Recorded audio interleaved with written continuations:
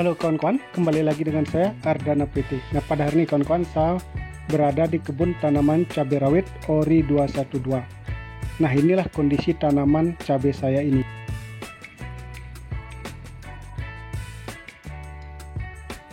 Nah, ini kawan-kawan tanaman cabai rawit saya. Ini cabai rawit Ori 212. Buahnya cukup banyak ini. Nah, ini buahnya besar-besar sudah, ini kental ini. Nah, ini efek pemberian daripada nutrisi kalsium dan boron yang kita lakukan dengan pengocor, dengan cara dikocor maksud saya, dan dispray kawan-kawan. Jadi itulah, kalau tanaman cabai khususnya memang harus nutrisi itu sangat bagus sekali kalau kita memberikan kalsium maupun boron kawan-kawan. Karena ini seperti ini buahnya jadi keras, dia kental.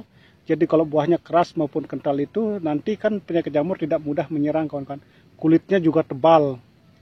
Nah, yang terpenting ini batangnya ini bersih kawan-kawan. Nah, seperti ini.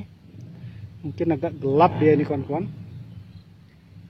Nah, ini batang utamanya ini sudah besar sebesar ibu jari juga. Ini batang-batang yang atau tunas-tunasnya ini cukup banyak. Ini ada berapa? 1, 2, 3, 4, 5 ini kawan-kawan, 5. Ini cukup banyak. Tapi kita pelihara semua. Kenapa kita pelihara? Karena tunas-tunas ini sama-sama besarnya, hampir sama besar dengan batang utama. Jadi kita pelihara juga tidak jadi masalah, kecuali batangnya atau tunas ini kecil baru kita melakukan perampelan. Nah, ini cukup bagus ini kawan-kawan. Nah, seperti ini. Kita lihat di atasnya bunganya kawan-kawan, apakah banyak bunganya. Nah, ini seperti ini. Kita lihat ini. Nah, ini setiap cabang Y ini cabang Y namanya kawan-kawan, cabang Y. Nah, bakal buahnya ini sudah dua-dua, ini double dia kawan-kawan. Ini juga tuh 2 juga, ini tidak kelihatan, ini 2. Mungkin tuh 2. Ini juga. Nah, ini 2 juga tuh. Inilah efek pemberian nutrisi kalsium sama boron kawan-kawan. Ini juga. Ini cabai ini sudah berusia atau berumur 65 HST kawan-kawan. Jadi sudah cukup tinggi nih tanaman saya ini. Ya, hampir 1 meter lebih ini. Tingginya, cabangnya sudah mekar, cukup bagus ini pemekarannya. Nah, ada beberapa pertanyaan sebenarnya dari kawan-kawan kita juga kok. Itu masalah perampelan. Nah, seberapa pentingnya kah perampelan untuk tanaman cabai? Nah, memang untuk tanaman cabai, dari pengalaman saya itu, kalau dirampel ada keuntungannya kawan-kawan. Jadi keuntungannya seperti ini, lahannya bersih ini. Ini ada beberapa yang kita sudah rampel. Jadi pada waktu penyepraian itu khususnya, semua dari bawah itu kena, dari buah kena, stomata daun yang di atasnya kena, seperti itu. Tetapi catatannya kawan-kawan, lebih baik jangan melakukan perampelan kalau cuaca ekstrim atau musim hujan. Karena apa? Biasanya kan habis dirampel di sini contohnya. Nah, kalau habis dirampel itu kalau masih cuaca ekstrim atau hujan, jadi kan tidak kering dia bekas perampelannya, jadi jamur itu cepat menyerang.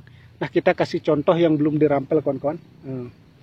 Kita cari dulu tanam. Nah, ini di sebelahnya ini belum dirampel, ini kita belum melakukan perampelan. Nah, kita kasih contoh seperti ini. Nah, ini kawan-kawan, ini belum dirampel sama sekali. Nah, tetapi batang atau sirungannya atau tunasnya cukup banyak ini. Ih, berapa ini? 1, 2, 3, 4, 5, 6, 7 malah di sini.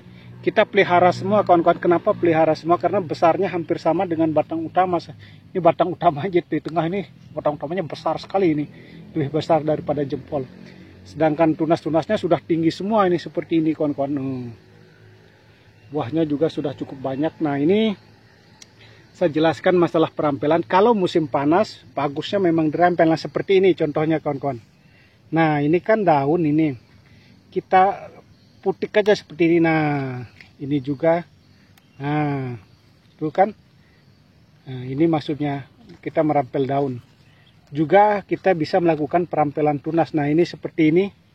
Nah, ini kan ada tunasnya kawan-kawan. Ini ada tunas, ini di bawahnya tunas. Memang kalau musim panas, catatan saya musim panas, bukan musim hujan seperti saya katakan tadi, bagusnya dibersihkan ini. Nah, seperti ini. Nah, tidak kelihatan mungkin ini, agak gelap nih. Padahal ini panas ini karena rimbun ini pohon cabenya jadi gelap ya. Nah seperti ini. Ini juga daun-daunnya dari sini, dari sebenarnya perampelan itu bagusnya dari seberapa tinggi batang tanaman itu, setengahnya dirampel itu bagus itu kawan-kawan, bersih jadi tanaman. Karena begini, walaupun kita rampel sekarang contohnya ini di sini kawan-kawan, nanti dia beberapa minggu dia akan keluar lagi di sini sirungan kecil-kecil itu kawan. Itu biasanya tanaman. Itu dari pengalaman saya. Nah, seperti ini jadi nah kita rampel semua kawan-kawan. Nah, seperti ini.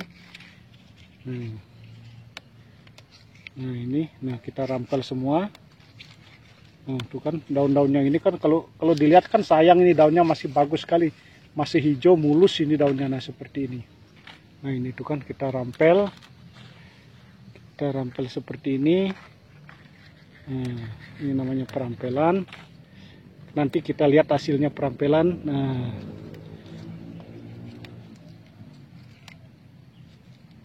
ini kita bersihkan semua.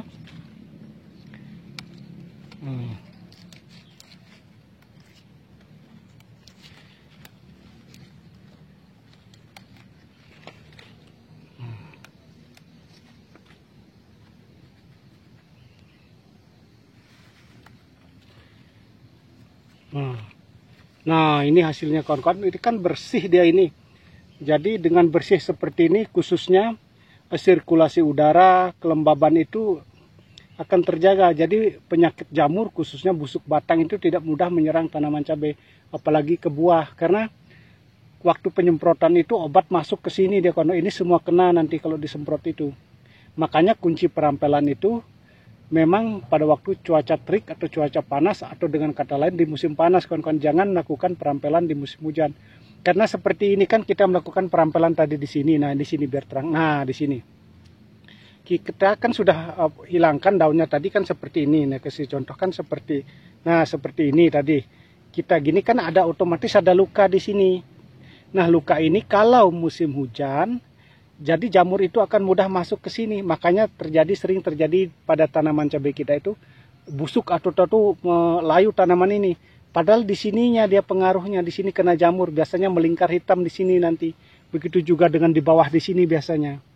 Kita melakukan perampelan tunas biasanya di bawah sini, luka dia karena tidak kering, akhirnya jamur masuk, hitam di sini, makanya ke atasnya jadi layu, lama-lama akan patah ini. Nah seperti itu biasanya dari pengalaman kita.